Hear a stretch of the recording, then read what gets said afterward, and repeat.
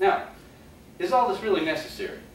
This is a chart of other recessions for the last 100 years and what kind of stimulus the government has provided. Now, if you go back in August of 1929 to March 33, we know the Great Depression, right? The government didn't intervene a whole lot, monetary stimulus of 3.4%.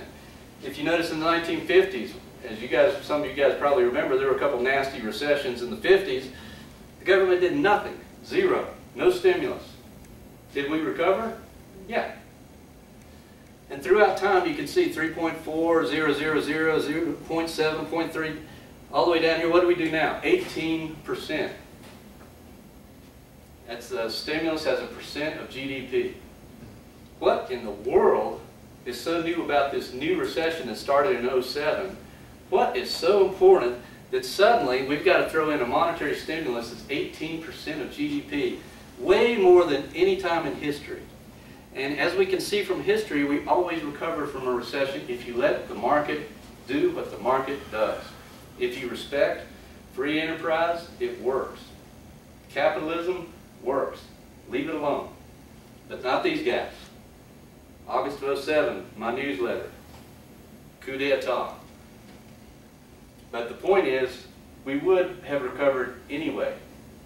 They're probably just making it worse. Now here's, again, the stimulus at work. And on a longer term chart, you can see this massive volume in first quarter of 09 when they had to come save everything. Give you a little perspective. Again, volume is just going down, down, down. Market's going up, up, up. That should be a red flag. All right, last duty of central bankers to tell the truth. Oh, did I say that already? Yeah, okay, you got it, right? They're not going to tell you the truth. Now, here's what's really dragging down the markets. It's derivatives. And this is what's really at the heart and soul of what's happening today. This is Greece. This is the pigs. This is everything. Derivatives. This is the important thing that you really got to know. I know I see people's eyes glaze over when I start to talk about derivatives and credit default swaps. Here's the way it works. Greece is broke. Okay? They've got way too much debt they can't pay for. Why don't they just default? Woohoo! Can't do that, because what happens is that the debt gets securitized. And once you securitize the debt, you have magic in your hands, because now with that securitized debt, you can issue derivatives based on the income stream that's coming from that debt. So if Greece is in debt and they're paying 5%, you can peel off derivatives to pay out an income stream. Now, here's what's important. If Greece has, let's say, $100 in debt, okay, and I'm a bank, I can come along and take that debt, say, here's $100. I've got the debt issued as a Greece bond, for instance, that's going to pay an income stream. I'm worried about getting my money back, right? Well, not really. Through the magic of derivatives, if I sell 100, 150, 200 derivatives, I've made my money back. Now, just in case those derivatives that I just sold go bad, I better buy some credit default swaps, which are the insurance in case the derivatives go bad. So suddenly, from that $100, you know, we're talking about tens of thousands of dollars. The Greece debt, if you equate it to US dollars, this was in my newsletter, it was only about $30 billion, really, of debt that we're talking about. Come on. You know, Bernanke lines his shoes with $30 billion of debt. That doesn't matter.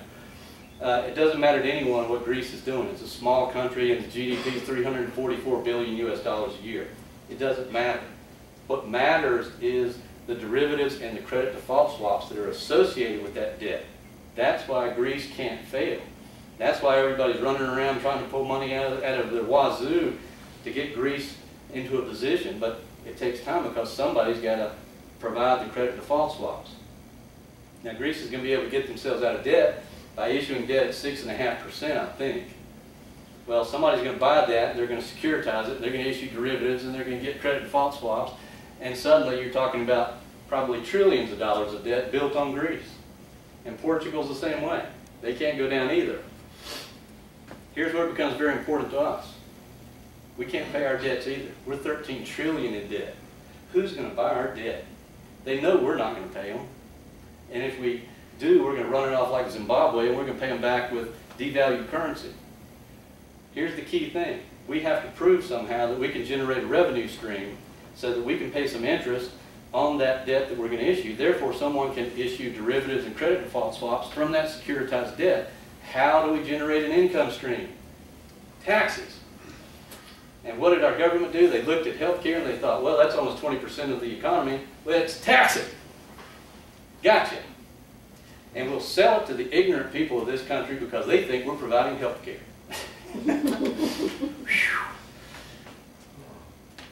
Give my newsletters out to people. Make copies. Tell everybody that you know. Inform people. Even the morons you listen to on television, they're still talking about healthcare. It's like, it's got nothing to do with healthcare, people. It's a tax. Everything they're talking about is tax, tax, tax.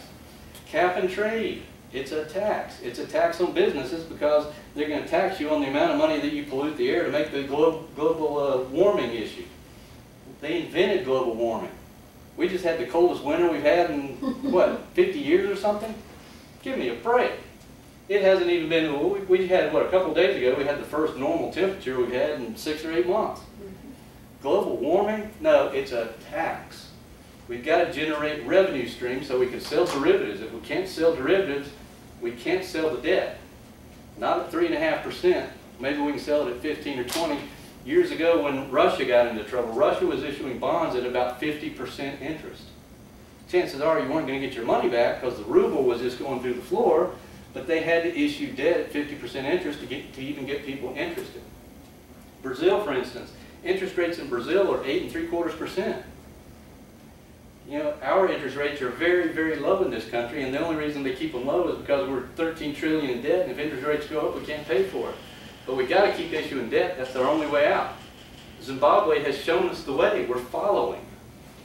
Get ready for your $50 billion bill.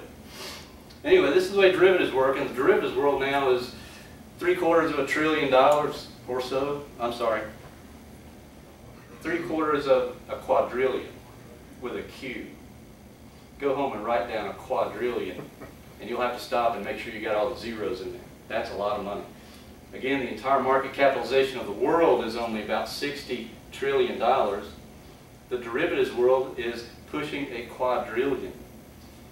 That's why it can't go down. Think of all the derivatives and credit default swaps that Goldman Sachs has sold throughout the world. And if it all goes down, Hank Paulson's favorite company goes down with it, and that can't happen. So we have to save the world with more and more money and more derivatives. This is basically how the pyramid works.